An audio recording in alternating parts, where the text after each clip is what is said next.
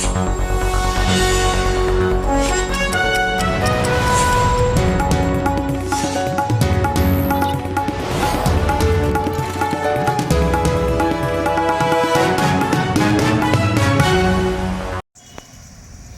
ಮಠ ಉಡುಪಿ ಈ ಒಂದು ಮಠದ ಪರಂಪರೆ ಏನಿದೆ ಅಂತ ಹೇಳಿದರೆ 2 ವರ್ಷಕ್ಕೊಮ್ಮೆ ಪರ್ಯಾಯ, ಅಷ್ಟಮಠಗಳಿಗೆ 2 ವರ್ಷಕ್ಕೊಮ್ಮೆ ಪರ್ಯಾಯ ಮಾಡುವಂಥ ಒಂದು ಪರಂಪರೆಯಿಂದ ಅವ್ರು ನಡ್ಕೊಂಡು ಬಂದು ಬರತಕ್ಕಂಥ ಒಂದು ವ್ಯವಸ್ಥೆ ಅದು. ಹಾಗಾಗಿ ಆ ಅವಧಿಯಲ್ಲಿ, ಆ ಸ್ವಾಮೀಜಿಗಳ ಅವಧಿಯಲ್ಲಿ ಉಡುಪಿಯ ಕೃಷ್ಣ ಮಠದ ಒಂದು ಡೆವಲಪ್ಮೆಂಟ್ಗಳನ್ನು ಮಾಡಲಿಕ್ಕೆ ಅವರವರದೇ ಆಗಿರ್ತಕ್ಕಂಥ ಒಂದು ಪ್ಲ್ಯಾನ್ಗಳನ್ನು ಮಾಡಿ ಒಂದೊಂದು ಬೇರೆ ಬೇರೆ ಕಾರ್ಯಕ್ರಮಗಳನ್ನು, ಬೇರೆ ಬೇರೆ ರೂಪುರೇಖೆಗಳನ್ನು ಹಾಕ್ಕೊಳ್ತಾರೆ.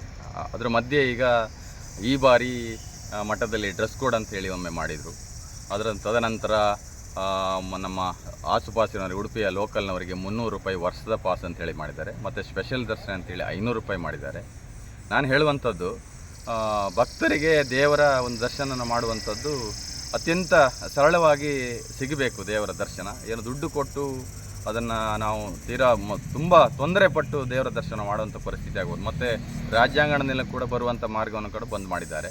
ಮತ್ತು ಕನಕ ಗೋಪುರ ಮುಖಾಂತರವೇ ಬರುವಂಥ ವ್ಯವಸ್ಥೆಯನ್ನು ಮಾಡಿದ್ದಾರೆ.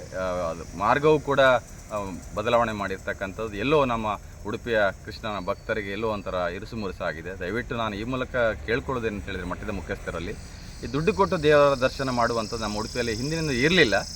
ಹಾಗಾಗಿ ದಿನನಿತ್ಯ ಸಾವಿರಾರು ಜನ ಇಲ್ಲಿ ಕೆಲಸಕ್ಕೆ ಹೋಗುವ ಮುನ್ನ ದೇವರಿಗೆ ಕೈ ಮುಗಿದು ದೇವರ ದರ್ಶನ ಮಾಡಿ ಕೆಲಸಕ್ಕೆ ಹೋಗುವಂಥ ಎಷ್ಟೋ ಸಾವಿರಾರು ಜನ ಭಕ್ತಾದಿಗಳಿದ್ದಾರೆ. ಅವರಿಗೆಲ್ಲ ತುಂಬ ತೊಂದರೆ ಆಗ್ತಿದೆ. ನಾನು ಒಬ್ಬ ಉಡುಪಿ ಕೃಷ್ಣನ ಭಕ್ತನಾಗಿ ನಾನು ಮಠದ ಮುಖ್ಯಸ್ಥರಲ್ಲಿ ನಾನು ಮನವಿ ಮಾಡ್ಕೊಳ್ಳೋದೇನು ಅಂತ ಹೇಳಿದರೆ, ಹಿಂದೆ ಯಾವ ಥರ ಪರಿಸ್ಥಿತಿ ಇತ್ತು, ಅಲ್ಲಿ ವ್ಯವಸ್ಥೆ ಇತ್ತು, ಅದೇ ರೀತಿ ಮುಂದುವರಿಸಿದರೆ ಉಡುಪಿಯ ಜನರಲ್ಲಿ ಇನ್ನಷ್ಟು ಸಂತೋಷ ತರ್ತದೆ ಅಂತೇಳಿ ಈ ಮೂಲಕ ನಾನು ಹೇಳಲಿಕ್ಕೆ ಬಯಸ್ತೀನಿ.